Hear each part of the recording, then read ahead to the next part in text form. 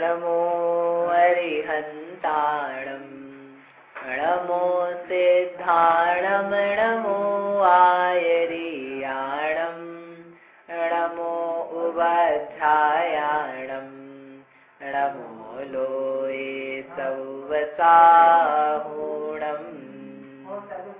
नमः श्रीवर्धमानाय निर्धूतकलिलात्मने सालोकानां त्रिलोकानां यद्विद्यादर्पणायते। ये मांगलिक ग्रंथ है, श्री रत्नकरण शावकाचार्य है, इसके रचयिता आचार्य भगवान समंतभद्र हैं। इसमें पहले अधिकार सम्यक दर्शन के अंतर्गत आप्त आगम और तपोभ्रत का यथार्थ स्वरूप बताते हुए आचार्य भगवान ने बताया कि आप्त यानी किससे कहते हैं, जो दोषों से रहित हो, जो सर्वज्ञ हो, आगमेश यानी हितोपदेशी हो, आगम के स्वामी हो, उन्हीं को वास्तव में आप्त कहते हैं और अन्य को आप्त कहना संभव नहीं बन पाता। अब ऐसे जो आप्त हैं दोषों से रहित, उनके और क्या क्या नाम है, या वास्तव में ये तो भी आपने ये बताया कि दोषों से रहित हैं, तो ये दोषों से रहित हैं तो कुछ है भी कि नहीं। वास्तव में मालूम पड़ा दोष दोष, तो हमको दोषों का ही परिचय था, तो दोष तो सारे चले गए और बचा क्या, आप शून्य। अब कोई ऐसा जीव है जिसमें न राग है, न द्वेष है, न मोह है, न काम है, न क्रोध है, तो हम तो जानते हैं उन्हीं जीवों को कि जिनमें मोह, राग, द्वेष, काम, क्रोध, बीमारियां सब है, तो फिर बचा क्या, कुछ रहेगा कि भी नहीं रहेगा। तो आचार्य कहते हैं कि ऐसा नहीं है कि जीव कुछ बचेगा ही नहीं, आसमें कुछ रहेगा ही नहीं। अब उसी जीव को जो आप्त है उनको पॉजिटिव एंगल से बताते हैं। अभी क्या बताया था, दोषों के अभाव के दृष्टिकोण से, ये सारे दोष जिसमें नहीं हो, अब उनमें है क्या चीज, उस माध्यम से बताते हैं। तो उसके लिए आगे 7वें नंबर का श्लोक है, वो अपन पढ़ते हैं। मैं पढ़ता हूँ एक बार, फिर आपको दोहराना। परमेष्ठी परम ज्योति विरागो विमलः कृति सर्वज्ञो नाधिमध्यान्त सार्वः शास्त्रोपलाल्यते। सार्वः शास्त्रो, शास्त्रो नहीं, शास्त्रो पलाल्यते, पलाल्यते पर साथ में पढ़ते हैं। परमेष्ठी परम ज्योति विरागो विमलः कृति सर्वज्ञो नादिमध्यान्तः सार्वः शास्त्रोपलाल्यते। क्या है, जो परमेष्ठी है, परम ज्योति है, विराग है, विमल है, कृति है, ये सब उनके नाम है। किनके, आप्त के। कितने हो गए, 1 2 3 4 5। सर्वज्ञ है और अनादि मध्यांत, ये एक नाम हुआ जिनका आदि मध्य अंत नहीं, ऐसे अनादि मध्यांत है। सार्व है, वे शास्त्र पलाल्यते, शास्ता उनको पलाल्यते ने कहा जाता है, वे शास्ता नाम से कहे जाते हैं। शास्ता कहो या आप्त कहो एक ही बात है। शास्ता मतलब होता है जो शासन करे, और शासन मतलब होता है जिनका उपदेश हो। जैसे हमारे यहाँ भारत शासन है, तो भारत शासन है मतलब क्या है, भारत का जो कानून है वो चलता है, यानी जो कानून में बातें कही गई है उसके अनुसार यहाँ पर सारा कार्यक्रम चल रहा है। तो यह शास्ता कह रहे हैं, यानी शासन, जैन शासन, महावीर स्वामी का शासन चल रहा है। तो इसका मतलब क्या है, महावीर स्वामी का शासन चल रहा है, यानी महावीर स्वामी के द्वारा जो दिव्य ध्वनि के माध्यम से उपदेश दिया गया था वो अभी चल रहा है, उसके अनुसार वस्तु व्यवस्था चल रही है। यानी जैसे हमने बताया था जीवादि द्रव्य 6 प्रकार के हैं, तो 6 प्रकार के पाए जा रहे हैं। शरीर और आत्मा भिन्न भिन्न होते हैं स्वभाव से, वो पाया जा रहा है। तो वो जो शासन था उनका, वो शासन चल रहा है। तो जिसका शासन चलता है, जो शासन का को कहते हैं, यानी वचनों को कहते हैं हितकारी, उसको बोलते हैं शास्ता। और उसी का नाम क्या है, पर्यायवाची आप्त। तो पहले अपन ने आप्त के माध्यम से कहा था, अब आचार्य कहते हैं उन्हीं को शास्ता कहते हैं, और उसी शास्ता के ये सारे नाम हैं। अकेले उपदेश ही नहीं देते, उसके पहले उनमें इस प्रकार की महानता पाई जाती है। तो एक प्रकार से अनंत के स्वरूप का या आप्त के स्वरूप का ही थोड़ा सा और परिचय दिया जा रहा है, जो उनके पॉजिटिव रूप है। कुछ इसमें नेगेटिव वाले भी आएंगे, इनमें ये नहीं है, इनमें ये है, लेकिन पॉजिटिव रूप से यहाँ पर परिचय देने का प्रयास कर रहे हैं। तो सबसे पहले कहा परमेष्ठी। तो परमेष्ठी किसे कहते हैं? परम इष्ट। तो परम इष्ट यानी परम यानी उत्कृष्ट, और इष्ट यानी जो हमको अच्छा लगे। लेकिन ये इष्ट नहीं है, ये इष्ट है। आप यदि देखोगे ना तो ये क्या है? ठ है, ठ। और जो हम इष्ट बोलते हैं वो तो ट होता है, परमेष्ट। तो जो परम इष्ट हो, सबसे अच्छा लगता हो, तो यहाँ सबसे अच्छे लगने वाले की बात नहीं चल रही है। यहाँ तो परमे स्थिता इति परमेष्ठिता, परमेष्ठी, जो परम में स्थित हो। किसमें स्थित हो? परम में। परम यानी उत्कृष्ट, जो उत्कृष्ट पद में स्थित हो उसे बोलते हैं परमेष्ठी। ये परमेष्ठी की निरुक्ति से परिभाषा है, निरुक्ति यानी शब्द से परिभाषा है। परमेष्ठी किसे कहते हैं? हमारे 5 परमेष्ठी होते हैं। तो किसी ने पूछ लिया, अच्छा बताओ परमेष्ठी क्या होता है? आपने कहा हमारे जैन धर्म में नमोकार मंत्र है, और नमोकार मंत्र क्यों है बड़ा? बोले ऐसे 5 परमेष्ठी, इसमें क्या है? इसमें 5 परमेष्ठी को नमस्कार है। अच्छा, ये भगवान तो हमने सुने थे, ईश्वर भी सुने हैं, परमेश्वर भी सुने हैं, परमात्मा भी सुने हैं, ये परमेष्ठी क्या होता है? यदि कोई आपसे पूछ ले तो आप क्या बोलोगे उसका? परमेष्ठी ने भगवान से ज्यादा अंतर नहीं नहीं है तो भगवान। लेकिन अब कोई कोई आचार्य उपाध्याय साधु, तो हम इनको भी भगवान ही कहते हैं, लेकिन फिर भी परमेष्ठी का एक विशिष्ट अर्थ है। परमेष्ठी का अर्थ होता है जो परम पद में स्थित हो, उत्कृष्ट पद में स्थित हो, उसको बोलते हैं परमेष्ठी। तो वो उत्कृष्टता क्या चीज है? इतनी उत्कृष्टता है कि वो जो इंद्रादिक हैं, स्वधर्म आदि से लेकर के ऊपर के जितने बड़े बड़े लोग माने जाते हैं, उनके द्वारा जो वंदनीय है, जो उनकी वंदना करते हैं, क्योंकि सामान्य व्यक्ति की वंदना नहीं करेगा इंद्र। जैसे मोदी है अपने लौकिक उदाहरण में, तो वह हर किसी व्यक्ति, हर किसी साधु महाराज के पास जाकर के चरण छूता हुआ नहीं मिलेगा आपको।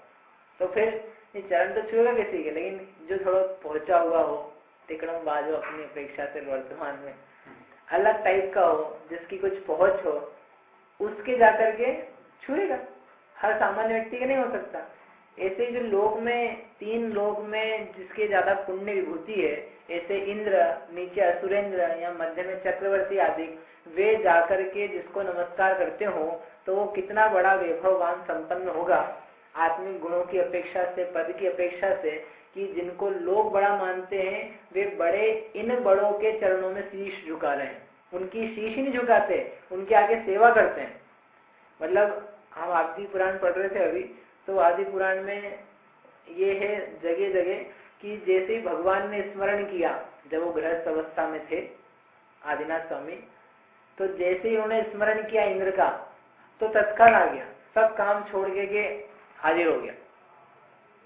और उनके बोलो महाराज क्या काम है, क्या करना है? और उनका नगरों की व्यवस्था करनी, कर्म भूमि का प्रारंभ हो रहा है, भोग भूमि समाप्त हो रही है, तो व्यवस्था करनी है। तो सारी व्यवस्था बना करके फिर ये होगी, और क्या करना है? तो बोले अब कुछ नहीं करना, तो संतुष्ट होके गया। ऐसे ही कुछ और काम पड़ा, मतलब जब जब कुछ उनके चित्त मात्र में आया तो वो स्मरण करने मात्र से आ गया।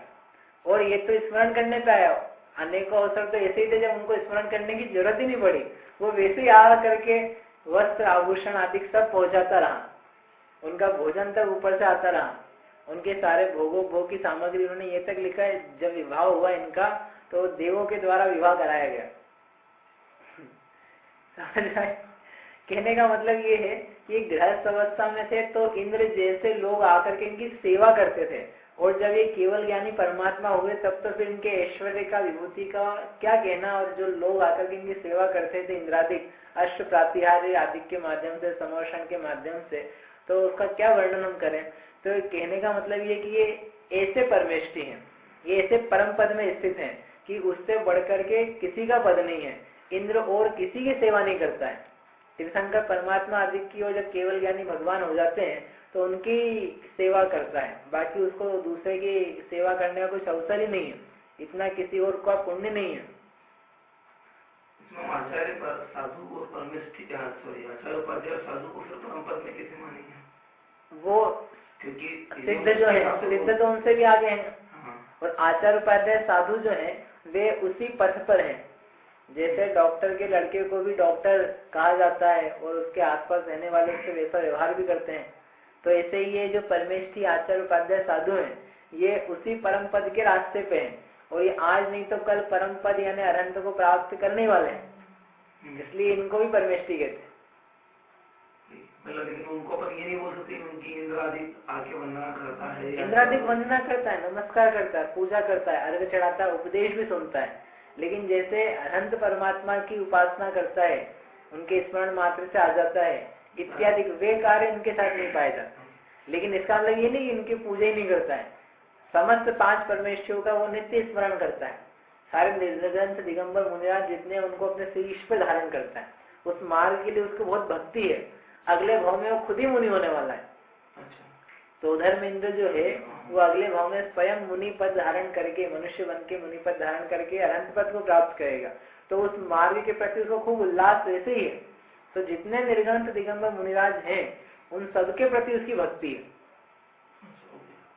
मतलब ये कि अपने को इस काल में देखने को चीज नहीं आती है। हाँ, वो प्राप्त देखने नहीं, इसलिए नहीं, मतलब उनकी प्रति की गई भक्ति और जो अनंत के प्रति की गई भक्ति उसमें अंतर है। नहीं वो ठीक है, लेकिन अपन एक इमेजिनेशन चीजों का होता है ना कि आता हो यहाँ पर अभी, तो वो अभी संभव नहीं है। वर्तमान काल में ऊपर के स्वर्ग से देव नहीं आते यहाँ इस पृथ्वी पर, अन्यत्र काल में आते हैं। और वहां तो ये तक लिखा, 6 डाला पढ़ी ना, चरित मोहवश लेशन संजम ते सुरनाथ जजे हैं। जो सम्यक दृष्टि हो ना तो सम्यक दृष्टि की वंदना कर, सम्यक दृष्टि की भी वंदना कर लेते हैं। जो देवादिक है वो सम्यक दृष्टि की भी वंदना कर लेते हैं। मैं वंदना कर लेते मतलब ये वंदनीय है, ये पूज्य है, ये बड़े हैं, इस तरीके से। चक्रवर्ती भी इंद्र भी लिखा है, इंद्र चक्रवर्ती सभी सम्यक दृष्टि, सब सम्यक दृष्टि की मतलब बड़ा मानते हैं उनको, ये कहने का मतलब उनको अच्छा मानते हैं कि ये वो खुद भी सम्यक दृष्टि है। तो सम्यक दृष्टियों का एक गुण है वात्सल्य, जो अपन आगे पढ़ेंगे इसी अधिकार में। तो उनको अपने साधर्मियों से खूब वात्सल्य होता है। जैसे एक माँ को अपने बच्चे से या बछड़े को गाय को बछड़े से होता है, वैसे उसको साधर्मियों के प्रति खूब प्रेम होता है। तो उसको देख के प्रसन्नता होती है, इनसे जो बनता है उनके लिए सेवा भी करते हैं। इस प्रकार से समझना। तो ये परमेश्वरी जो है, जो इंद्रादिकों के द्वारा वंदनीय, जो परमात्मा स्वरूप में ठहरे हैं, अपने उत्कृष्ट आत्मा के स्वरूप में स्थित हुए हैं, जिन्हें जगत से वो कुछ प्रयोजन नहीं है, इस प्रकार जो है वे परमेष्ठी कहलाते हैं। ये हुआ पहला विशेषण परमेष्ठी। दूसरा क्या है? परम ज्योति। क्या है? जो परम ज्योति। समझना नहीं, पॉजिटिवली चल रहा है अभी। परमेष्ठी जो परम पद में स्थित है तो वही पॉजिटिव है। अब कह रहे परम ज्योति, परम यानी उत्कृष्ट, ज्योति यानी दर्शन ज्ञान, जिनकी ज्योति उत्कृष्ट है, महान है, ऐसी ज्योति है कि जो पूरे लोक का प्रकाश करने वाली है, जिसका कभी नाश नहीं होता, अविनाशी है। इस प्रकार का अद्भुत प्रकाश जिसके पाया जाता है वह परम ज्योति। सूर्य बड़ा है कि ज्ञान बड़ा है? क्यों? सूर्य निरंतर प्रकाशित रहता है। वो तो समझ में आ रहा है, ज्ञान है। भाई सूर्य ठीक है होता होगा, लेकिन जब तक ज्ञान नहीं होगा तो वो सूर्य का प्रकाश भी क्या करेगा? ढेरों लाइट जला दी जाए, हजारों सूर्य भी आ जाए, लेकिन जिसके चित्त में ज्ञान का प्रकाश नहीं है तो उसके लिए सारे क्या करेंगे? एक मुर्दा रखा हो, शव रखा हो, तो उसके लिए आकर के सारे लोग प्रशंसा के गीत गाएं, तो उसके लिए तो क्या करें? फिर प्रशंसा नहीं करें? भाई प्रशंसा करनी तो फिर जीवित रहने पे कर लेना, उसके मुर्दा होने का इंतजार क्यों कर रहे हो? सारी प्रशंसा लोग, पता नहीं थोड़ा ऐसा विचित्र सिस्टम है कि व्यक्ति मृत हो जाता है, उसके बाद अरे कितने अच्छे थे, हमने इनके साथ इतना समय बिताया, इतनी बातें इन्होंने हमको बताई थी, तो भाई पहले आके बता देते इनको, तो ये भी थोड़े प्रसन्न होते हैं। अरे हम पिताजी की सेवा नहीं कर पाए तो पहले कर लेते।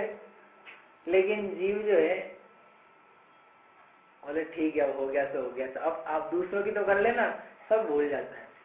कहने का मतलब ये है कि जगत की व्यवस्था को भी अपने को ठीक से निभाना चाहिए। लेकिन यहाँ तो ये कहना चाह रहे थे कि एक शव रखा हो तो उसमें ज्ञान नहीं होता, ज्ञान का प्रकाश नहीं, तो उसके लिए दुनिया भर की तमाम वस्तुएं बेकार है।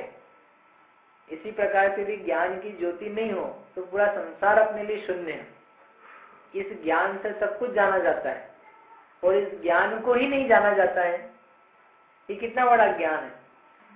इस ज्ञान से सब कुछ जाना जाता है, ठीक है ना। और इस ज्ञान को ही नहीं जाना जाता है। हम ज्ञान को ही नहीं जान रहे। एक सेकंड, जिसने ना कॉल स्टार्ट किया है वो अपना फोन म्यूट मत करना, नहीं तो दूसरों को सुनाई नहीं देगा। आप अनम्यूट कर देना जिसने भी कॉल स्टार्ट किया है, प्लीज। फोन ही बंद हो गया, नहीं चल, ठीक है। तो इसलिए क्या करना चाहिए, जानना चाहिए। तो उसके लिए पहले बता रहे कि परम ज्योति होती है, उत्कृष्ट ज्ञान होता है।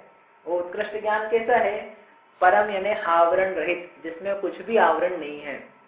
आवरण यानी जो उसके ऊपर ढक दे तो उसको प्रकट नहीं होने दे। जैसे मूर्ति के ऊपर वस्त्र ढक दिया जाए तो दिख रहा है कुछ है, लेकिन वह मूर्ति है कि प्रतिमा किसकी है, कौन से चिन्ह वाली है, बनी हुई है कि अधूरी है, ऐसा कुछ भी ज्ञान उपलब्ध नहीं होता। जैसे नाना प्रकार के आवरण है जिसको अपन ज्ञानावरण के रूप में, मति ज्ञानावरण, दर्शनावरण, मति ज्ञानावरण में भी फिर पुनः स्पर्श इंद्रिय संबंधी शुद्ध ज्ञानावरण, अवधि ज्ञानावरण, अनेक प्रकार के आवरण संबंधी कर्म है जिसके निमित्त से पूर्ण ज्ञान की उपलब्धि नहीं हो पा रही। तो जो आवरण से लेकिन रहित है, जिनको ऐसे आवरण नहीं है, जो सूर्य से भी ज्यादा प्रकाशित है, तो ज्योति यानी अतीन्द्रिय ज्ञान, अनंत ज्ञान जिसको पाया जाता है, जिसके दर्शन में सारा विश्व दिखाई देता है, सारे विश्व का जो संचेतन करते हैं, जानते हैं, उनको बोलते हैं परम ज्योति। इससे ये समझ में आया कि ये ज्योतिमान प्रकाशमान है, ऐसा नहीं कि ज्ञान से रहित है, इनको विस्मय नहीं है। तो एक ने बोला ये बात सही है, ये जो पदार्थ है ना इनको भी विस्मय नहीं है। ये टेबल है कि नहीं, इसको कितना विस्मय होगा, टेबल तू कितनी अच्छी है, तो इसको आश्चर्य होगा, अरे मेरी प्रशंसा कर ले तेरे बाद, अभी तक तू नहीं करी, इसको भी विस्मय नहीं होता है। तो जैसे आपने कहा कि आपके भगवान को विस्मय नहीं है, वैसे ही टेबल को भी विस्मय नहीं। तो आपके भगवान और टेबल एक जैसे हैं भाई। हमारे भगवान को तो विस्मय होता है, सामने वाला ऐसा कह रहा है, उनको तो आश्चर्य होता है। जब वो भस्मासुर को उन्होंने आशीर्वाद दे दिया शंकर जी ने, तो ब्रह्मा के पास गए तो ब्रह्मा को बड़ा आश्चर्य हुआ, कैसा मूर्ख है, तूने ऐसा कैसा आशीर्वाद दे दिया। कथा सुनी होगी ना आपने, सुना नहीं, जब समय आएगा तो सुना देंगे, लेकिन उन्होंने आशीर्वाद दिया ऐसा। तो उनके भगवान को तो आश्चर्य हुआ। तो सामने वाला कहता है हमारे भगवान के तो आश्चर्य है, और इससे मालूम पड़ता है कि वो जीव है, चेतन है, तुम्हारे भगवान को आश्चर्य नहीं है। इसका मतलब उनको कुछ भी नहीं आता होगा, जैसे जड़ों को नहीं आता। तो उसका निराकरण करने के लिए आचार्य कह रहे कि ऐसा नहीं है, ये तो परम ज्योति है, इनके आवरण ही नहीं रहे। जहाँ आवरण ही नहीं है तो आश्चर्य का स्कोप ही कहाँ बचा। जो एक गगरी है वो कब तक छलकेगी, गगरी ने मटका पूरा भरा हुआ रहेगा तब, कि जब वो खाली रहेगा तब वो छलकेगा। कब छलकेगा, जब खाली होगा। आपने कहावत नहीं सुनी, अधजल गगरी छलकत जाए। अधजल, आधे जल से भरा हुआ जो होता है ना वो ज्यादा उछलता है, जो पूरे जल से भरा हुआ हो वो ठहर जाता है, वो बहता है, उसको छलकना नहीं बोलते। लेकिन वो जो ऊपर नीचे बज रहा है तो वो तो जब आधा होगा तभी होगा, और जब वो पूरा भर गया तो उसमें छलकने का स्कोप ही कहाँ बचा। तो जिसका अधूरा ज्ञान है वही ऊपर नीचे होता रहता है, ये ऐसा हो गया वैसा हो गया, उसमें छलकने की संभावना है ऊपर नीचे होने की। लेकिन जो ज्ञान से परिपूर्ण हो गया, जिसको पूर्ण ज्ञान की उपलब्धि हो गई, अब उसमें कहीं ऊपर होने की नीचे होने की गुंजाइश ही नहीं। इस प्रकार ऐसा नहीं समझना विस्मय रहित कहने से कि ये ज्ञान ही नहीं है, अजीव है, अचेतन है, इनको कुछ भी संवेदन नहीं है। संवेदन सारे हैं लेकिन ये उससे अलिप्त है, ऐसा समझाना। समझ में आया? तो ऐसे ये परम ज्योति है, इस प्रकार के जिनका स्वरूप है। तीसरा है विराग। विराग यानी राग से रहित, जिनमें राग नहीं है। क्योंकि फिर पुनः बात आएगी कि जब इतना सारा ज्ञान है, जब ये पूरे लोक को जान रहे हैं, आप ऐसा कह रहे हो परम ज्योति है, परम पद में भी है, सबके ऊपर है, तो ये जरूर फिर जिसको अच्छा जानते होंगे उनका भला करेंगे, जिसको अच्छा नहीं जानते उनका बुरा करेंगे और सारी दुनिया को हैरान करेंगे। ज्यादा ज्ञान हो जाए किसी गलत व्यक्ति के पास तो और समस्या होती है। तो ये भगवान आपके बड़े गड़बड़ निकलेंगे। हमारे भगवान तो कम से कम ऐसे कि सब कुछ नहीं जानते हैं, असर्वज्ञ हैं। यद्यपि कोई ऐसा कहता नहीं है लेकिन फिर भी मान लेते हैं अपन कि वो ऐसा कह रहा है। तो कम से कम सब नहीं जानते हैं तो ठीक तो है। आप कह रहे हो परम ज्योति है, सब कुछ जान लेंगे, तो क्या होगा? तो क्या होगा? तो फिर राग द्वेष करेंगे, परेशान करेंगे हमको। ये ठीक नहीं रहेगा। तो कहते चिंता नहीं करो। ये कैसे हैं? विराग हैं, ये विरक्त हैं, उदासीन हैं। अरे अभी क्या विरक्त हैं? जब इन्होंने दीक्षा धारण करी थी तभी से ये विरक्त हैं। पंडित जी, अगर ये इनको राग नहीं होता है तो फिर विहार होता है तो फिर चलते क्यों? हाँ, इनका अच्छा प्रश्न है कि भगवान है, आप हैं अनंत परमात्मा, ये विहार होता है तो चलते कैसे हैं? जब राग नहीं है, बिना राग के चलेंगे कैसे? कैसे चलेंगे? चल सकते हैं क्या? तो कैसे होता है अपने आप? दृष्टांत दिया संप्रदान सारथी में मेघ का। जैसे मेघ है, मेघ का एक स्थान से दूसरे स्थान जाना होता है। तो मेघ ने बादल के अपनी इच्छा से जाते हैं?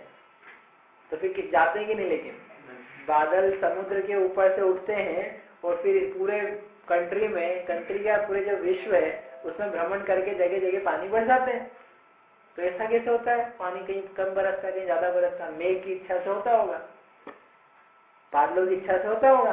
बादलों को लगे हाँ यहाँ लोग थोड़े ठीक हैं, यहाँ थोड़ा पूजा पाठ कर रहे हैं, चलो यहाँ हवन हो रहा है, इंद्रध्वज, चलो बरसो यहीं पे। यहाँ के लोग भगवान का नाम नहीं ले रहे, यहाँ मत बरसो। ऐसा कुछ नहीं है। ये जो सहज प्रकृति का स्वभाव है, जैसे मेघ बिना इच्छा के एक स्थान से दूसरे स्थान जाते हैं, टकराते हैं, बरसते हैं, ठहर भी जाते हैं, उसी प्रकार से अनंत भगवान इच्छा रहित होकर के भी कर्म का जिस जिस प्रकार का उदय होता है वो भव्य जीवों का भाग्य होता है, उसके अनुसार उनका गमन, उठना, बैठना, दिव्य ध्वनि का प्रसारण होना वो बन जाता है। समझ में? मोह से नहीं, महाराज हे तीर्थंकर देव अब आप यहाँ से विहार कीजिए, भव्य जीव का उद्धार कीजिए। हाँ बहुत दिन हो गए यहाँ पर, विपुलाचल पर्वत पर बहुत बार हो गया, चलो अब यहाँ से, बहुत दिन का प्रवास हो गया। ऐसा कुछ नहीं है। वो भगवान तो जब उनको निकलना हो मतलब इच्छा से नहीं, जब विहार गति नाम कर्म का उदय हो और जिस दिशा के जिस लोगों का भाग्य हो उस दिशा में चले जाते। कोई उनको पुकारता नहीं, कोई निमंत्रण देने श्रीफल भेंट करने नहीं आता, हमारा भी श्रीफल महाराज, हमारा भी श्रीफल, थोड़ा ध्यान रखना, ये 4 बार आएंगे तो जाएंगे, ऐसा कुछ नहीं, चले जाते हैं। विपुलाचल के पर्वत जो था, उस विपुलाचल के पर्वत पर अनेक बार समोषण आया। कितने भाग्यवान होंगे वहां के उस समय के जीव जिसके लिए भगवान महावीर स्वामी बार बार विपुलाचल आए। विपुलाचल मतलब अपना राजगृह का पर्वत, जहाँ दिव्य ध्वनि हुई पहली बार खिरी। अच्छा पहली बार खिरी इसलिए आए होंगे बार बार अपनी एनिवर्सरी मनाने दिव्य ध्वनि की। नवीनाथ भगवान का भी एक विमान कल्याण हुआ, ज्ञान कल्याण, फिर उसी जगह पे घूम के वो वापस उसी जगह पे आए। तो क्या है, जीव जहाँ जहाँ हो उसके साथ उनका गमन चलता रहता है। उनका 750 वर्ष तक विहार हुआ नेमिनाथ भगवान का, इनका 30 वर्ष तक हुआ। तो भ्रमण करते करते इधर उधर आना जाना होता रहता है, उसमें कोई दिक्कत थोड़ी ना है। और उनको तो क्या है, जल्दी जल्दी पहुंच जाए, रुकने की क्या बात है तो इसलिए बिना इच्छा के विहार इस प्रकार से पाया जाता है। पढ़ते ना अपनी स्तुति में, भवि भागन वच जोगे वशाय, भव्य जीवों के भाग्य से और आपके वचन योग से दिव्य ध्वनि होती है। इसी प्रकार भव्य जीवों के भाग्य से और आपके काय योग से आपका गमन होता है, मूवमेंट होती है, चलना होता है। 5000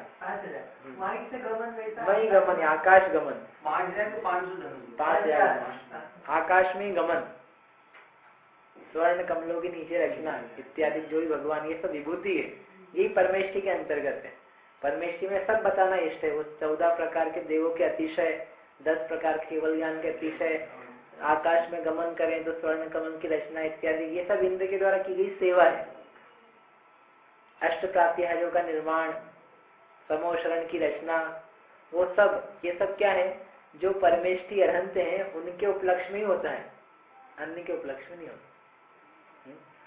तो ऐसे जो परम वीतरागी है, विराग है वीतरागी, जिन्हें समस्त परद्रव्यों में राग द्वेष का अभाव है, किसी भी प्रकार का राग द्वेष नहीं है, अत्यंत मध्यस्थ है, पूरे संसार के प्रति अनुत्सुक हैं, उत्सुकता का उनके अभाव है, उत्सुक नहीं किसी भी के लिए भी।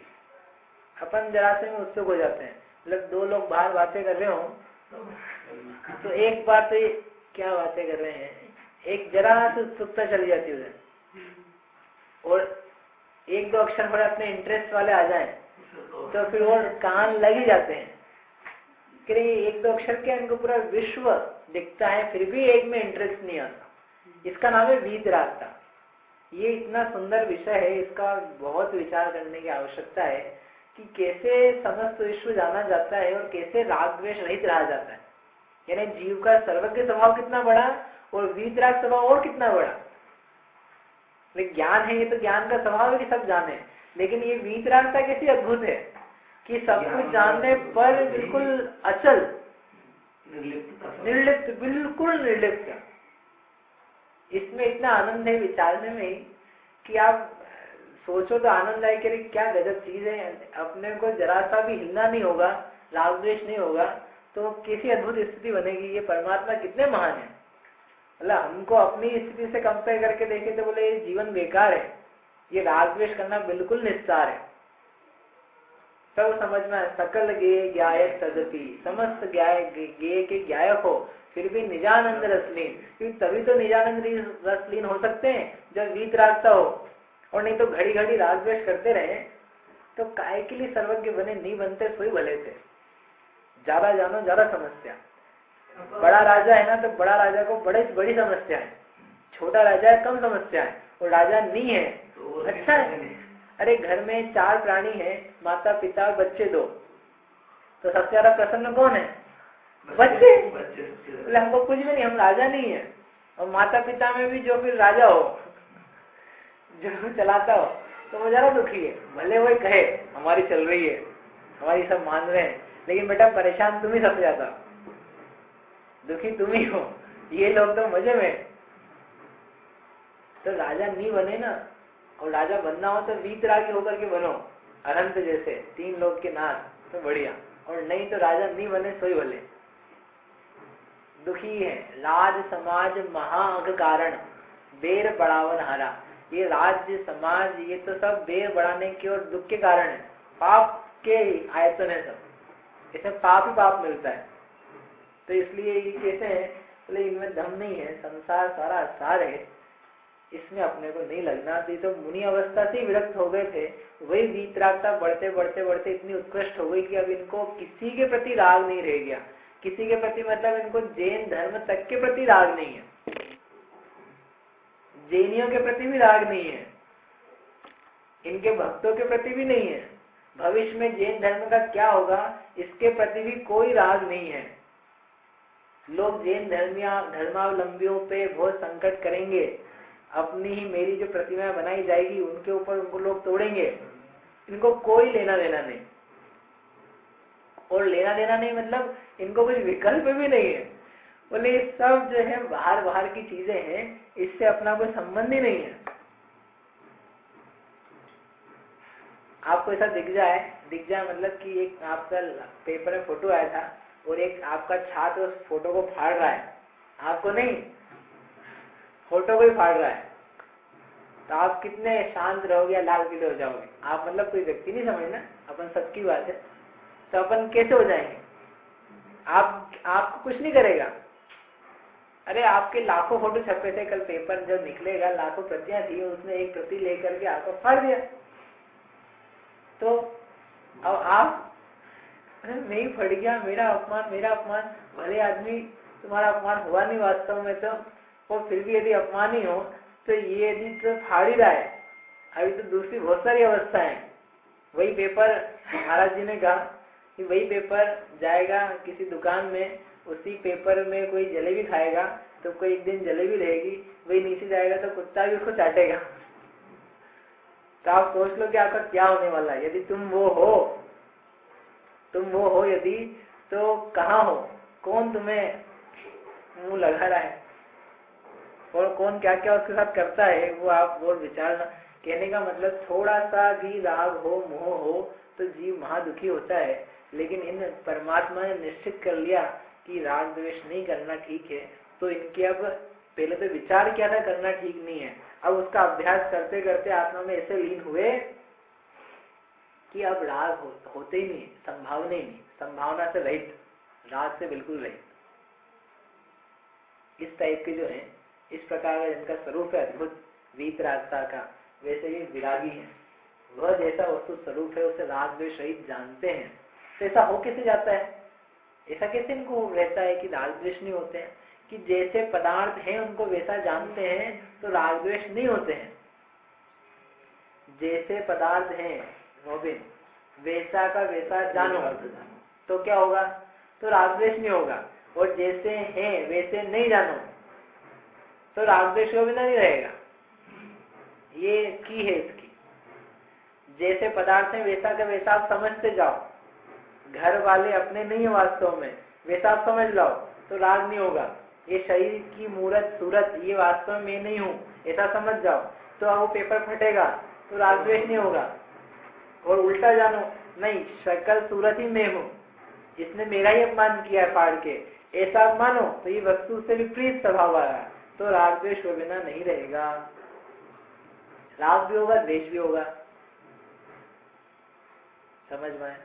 इसलिए राग द्वेष यदि वास्तव में मिटाना हो तो अच्छे से वस्तु का स्वरूप खूब विचार करो, विचार करने पर सब राग द्वेष मिटते हैं। इन्होंने खूब विचार किया और विचार करके भिन्न आत्मा का अनुभव किया तो ये विरागी पूर्ण रूप से प्रकट हो गया। विराग है, फिर उसके बाद में विमल, विमल भी है। विमल यानी मल से रहित। मल क्या है, दो प्रकार के मल होते हैं, द्रव्यमल और भावमल।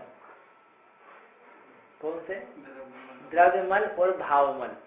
भावमल यानी जो जीव के परिणामों में पाए जाते हैं, जैसे राग द्वेष मोह माया मान मत्सर आदि परिणाम जो है वे सब है मल, भावमल।